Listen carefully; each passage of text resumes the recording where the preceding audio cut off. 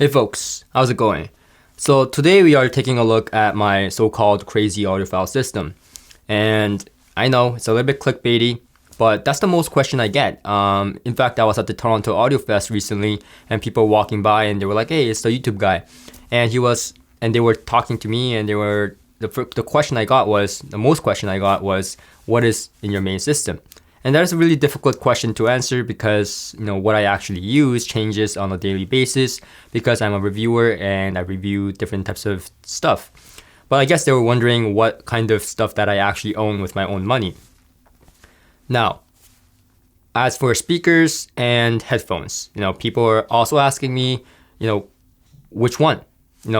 Which one is my preference? Are you more of a speaker guy or a headphone guy? And my answer to that was, practically I'm more of a speaker guy. But what may surprise you today is the fact that my main system is not speakers, but more of an EarSpeaker, if that makes sense. Now, this is really, really weird. And I'm going to introduce you this product and it may shock you. So, so this has been part of my system for a while now. And it is the Raal SR1a True Ribbon ear speakers. Now, I wouldn't even call this headphones. I would dare not call this headphones because I'm more of a speaker guy and I really, really like this. Now, the way this goes on is pretty funky. Now, let me show you the mechanics first and then explain to you the sound because this is going to be one of the hardest reviews that I've done so far. It took me a while to grasp how I'm going to go about this review because, God, this is complicated. So, the way it goes on is like this, okay? Now look at my camera here because I got to adjust it. So you do look a little bit funky. Comment down below, do I look good with this headphone? Now, here's the interesting part. You can actually do that. It is adjustable. How much you'll open it up, right? And now I look like I'm gonna flap around with my ears. But so now let's get into, well, basically it's carbon fiber. The build quality is quite nice. I mean, the headphone adjusting mechanism is done with the belt mechanism here, which I think that is the weakest point because I found that for some people, not for me, I was perfectly fine with it because my head is pretty standard. But for some people, they wanted, somewhere in between the two adjustments here with the belt. So they couldn't get the perfect fit. So I guess that's the biggest one.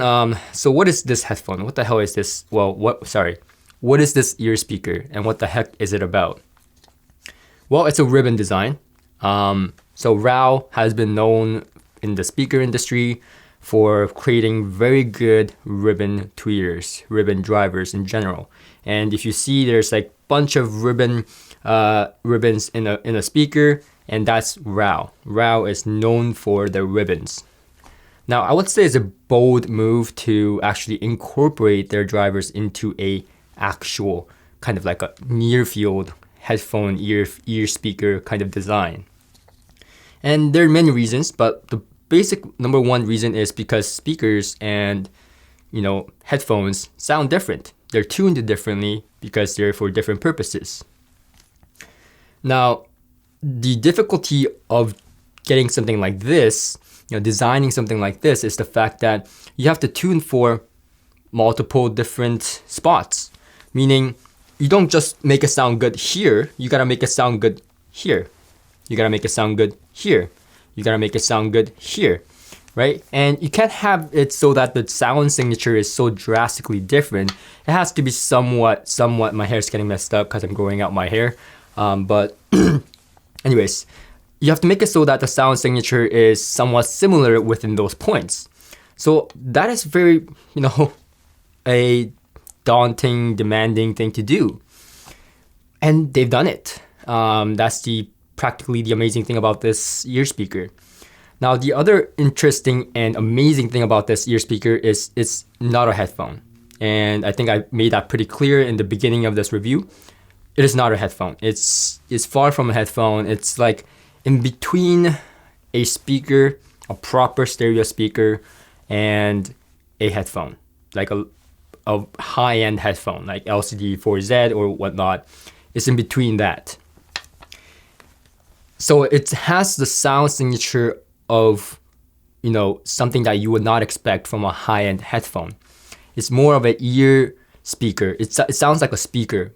The sound signature is more like a speaker than a headphone, but it's more intimate than a speaker, obviously, because it's more of a near field. I mean, this is the nearest field you'll get with a speaker. So now you see why I have difficulty reviewing this ear speaker, because it's in between. I've never seen something like this before that does this type of capability. Now I've seen My Spirit and all that, but it hasn't done something like this before. This is incredible. This is mind-blowing for me. So now the other thing is that this uses speaker amplifiers. So like not a headphone amplifier, but a speaker amplifier.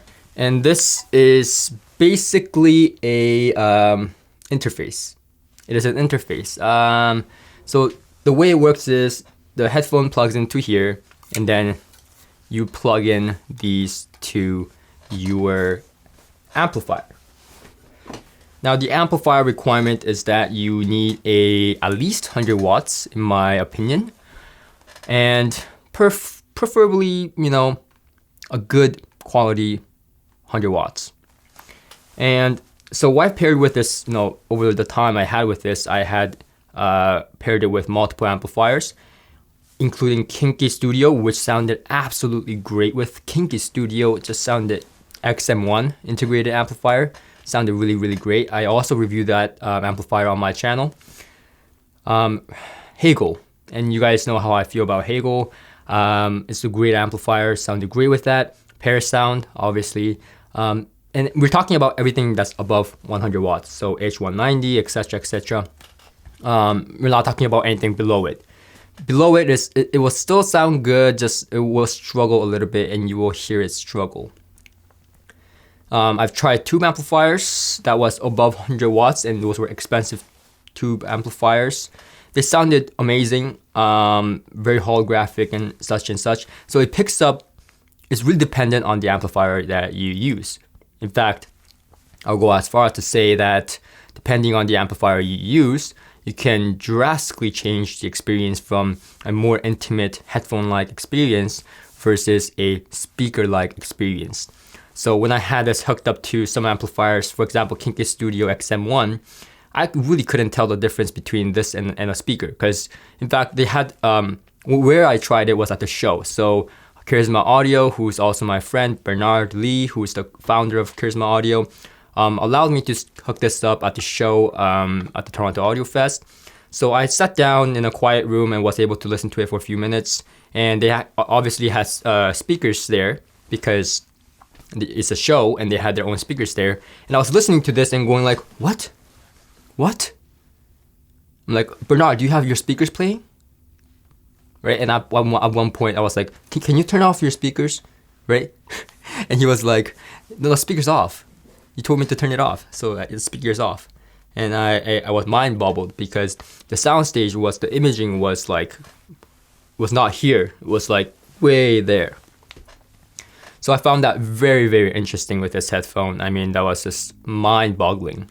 So the mid-range is very holographic, sounds natural, and you know me, if the mid-range doesn't sound right, nothing sounds right. So the mid-range does sound right, it sounds perfectly great, just the tonality is there. It is great. The high frequency, obviously, this doesn't have a box. It's like a magnet planar. It's transparent, open sounding, the depth, the sound stage, the holographicness, it's all there. The transparency, the transience, the fastness is all there. Now, obviously, this is dependent on the amplifier you use. Now, I'm just putting it in a general sense of what this headphone is capable of when you use a correct amplifier. Now, the caveat of the sound signature is the bass region. Now, of course, I kind of, expected this because this is a ribbon design. The bass is going to be a little bit light. Now, the bass is very punchy up to the mid bass, but in below the sub bass region, it becomes a little bit iffy. Now, what I was crazy enough to try was actually hook up a subwoofer and crossed it over around 100 hertz, 60 hertz, something like that, 80 hertz, around there. Play around with it, it depends on your preference. But I crossed it around, from my memory, around 80 hertz or 100 hertz.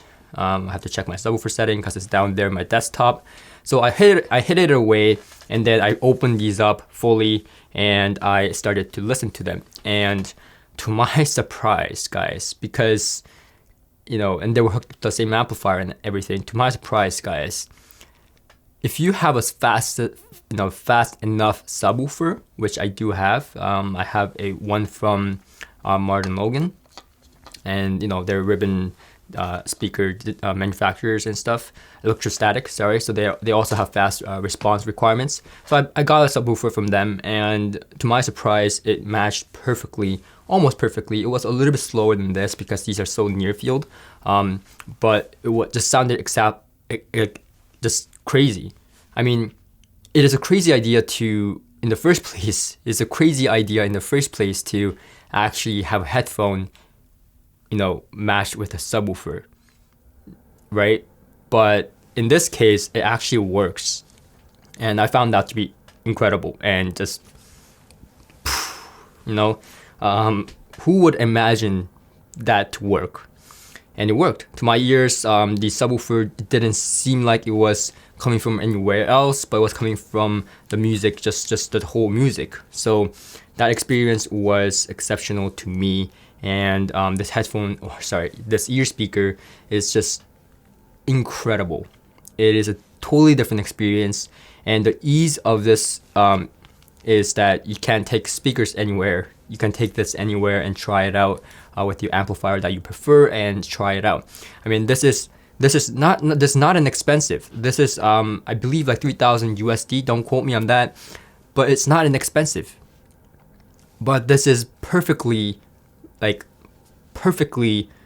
a high-end audio system, and it can be a high-end audio system, it's no doubt. And I've listened to a lot of high-end audio systems, as you guys know, and this is what I prefer currently, listening to on a daily basis on my downtime. Now the funny thing is this is actually marketed as a near field ear monitor, right? So this is actually very viable for studio usage purposes as well, and me being from a studio background, I know this. When you monitor, you want to monitor it as a headphone and a speaker. And often than not, that costs a lot of money, like thousands of dollars, right? I know a studio that I worked at had like $50,000 worth of speaker and headphone. Well, this is just all in one. And, you can go okay, I'm monitoring in near field. I'm monitoring in a more intimate headphone because I want to hear more of my track details, and then you can just go boom. There you go, more of a stereo type of monitoring going on. So this is a very viable option for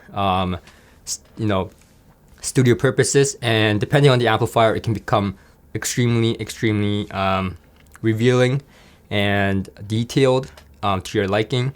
I mean, I would imagine, I haven't used it yet, but Bryson amp would give that kind of effect, more analytical, more studio-like experience.